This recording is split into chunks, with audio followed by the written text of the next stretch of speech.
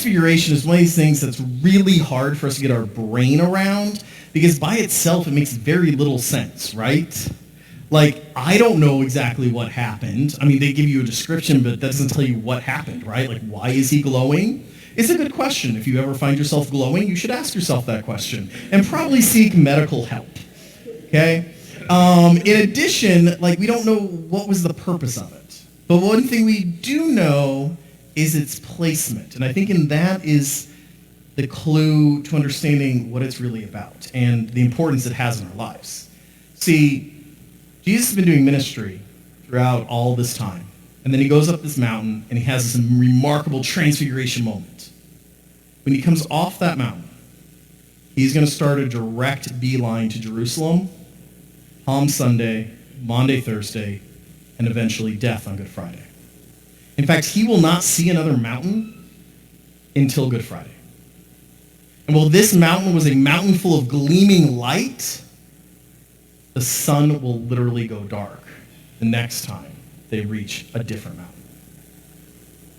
So I think to understand Transfiguration, it always has to be in conversation between the two mountains. The way I think about it is there's a summer, a magical summer that most of us had at some point in our lives. Not everybody, but most of us. It's the summer where you've graduated high school, right? And then you have whatever's next, whether or not it's a job, or it's the military, or if it's college, right? And you have this period of time where you are kings and queens of the world. You have beaten high school, you have graduated, you hang with your friends, everything is good, you know what you want, and you've carried that forward in high school, and you have your life totally figured out. If you don't believe me, talk to anyone who currently has a high schooler. They will have been told multiple times that they have their life figured out, right? Here's the thing. That summer is really magical. For me, that summer was 2000. It was a great summer, and I have so many wonderful stories. Don't worry, I'm not going to tell you any of them. But here's the thing. Well, that summer has inspired movies, inspired some of the best music ever, right? Like Bryan Adams' Summer of '69, right? Or Kid Rock's All Summer Long about the summer of '89. Or Eric Church's song The Springsteen, which is about Springsteen's summer, right? No one writes songs about the other summer. See, there's another summer a lot of people live. It usually occurs 1 year later from that great summer. It's the summer when you come back from your base, or you come back from college, or you try to take some time off from work, and you go back and you connect with your old friends.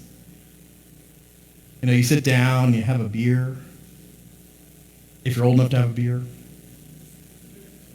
Maybe not.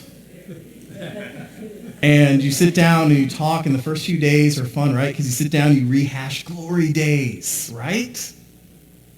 And yet, by the fourth or fifth day, you start to realize, like, your old friends have changed.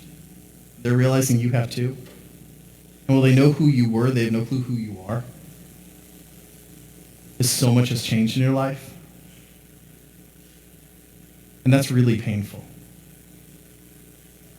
Same thing happens with your parents if you try moving back in with them. This is my pitch of why you should not move back in with your parents. My older sister was smart enough not to do that. I was not smart enough not to do that. Because you thought it was enough. You thought you had conflicts with your parents when you were a senior in high school. Wait until it's a year later.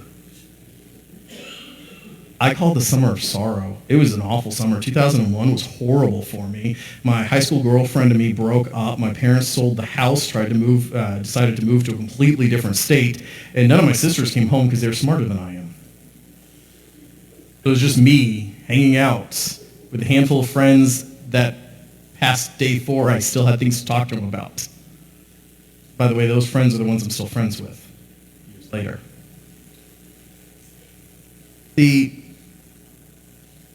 Think for Peter, James, and John, The Transfiguration was one of those days, one of those glory days. They probably sat down years later, had a beer, and were like, dude, do you remember when we went up to that mountain and Jesus was like dazzling white? Wasn't that awesome? We literally heard the voice of God speaking to us. Man, to live back then. And yet, I think they'd have a similar relationship that I have between 2000 and 2001. I think they would love to tell the stories of the Transfiguration. But they know that what made them who they are, what really had everything to do with what they were becoming, was that summer of sorrow. Or, for them, that day on that other mountain. See, looking back 20 years, I realize I loved 2000. But 2000, that summer, was about who I was. 2001, as horrible as it was for me, was about who God was making me into be. I imagine that's similar for many of you. Think back on those summers. And I think it is in this that the lesson lies. The lesson is this. It is so easy to get so caught up trying to recreate those glory days. And yet anyone who actually tries to do it, it doesn't work, does it? You can't go back. You can't recreate that summer. And if you try to, it's just sad. Or we pursue so hard that top of the mountain, bright light, moment of God, moment for ourselves. And yet we feel at the end of it, no more full. No more closer to God. The reason we see in the Bible is we have these moments of great glory and excitement, and they are days to be lived and enjoyed. Nothing wrong with the Transfiguration. Definitely a story worth telling. When God's really up to God's stuff, when God's up to creativity, when God's making something anew, God doesn't do it in bright, shiny lights. God does it in darkness. When the world began, it was dark. God said, let's create. When God dies and saves us all, God does not do it in a glorious moment with a fiery chariot. God does it. At 3 p.m., everything goes dark. See, it is in darkness that God is often the closest to us. Darkness that God gets around to creating.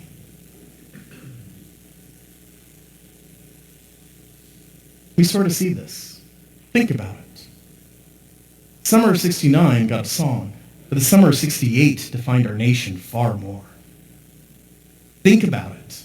The summer of 89 got a song. Summer of 91 ended the Cold War.